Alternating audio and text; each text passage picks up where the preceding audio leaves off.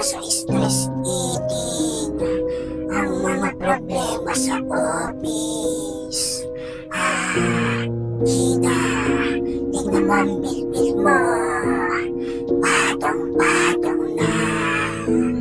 At ang mukha mo, lumolobo na.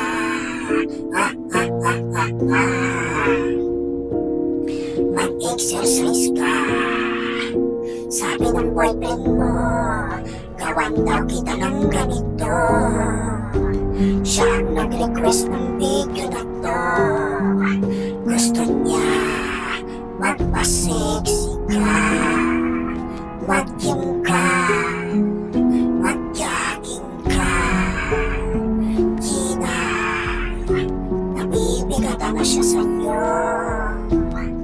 Kapag magkatabi kayo, napipigit siya.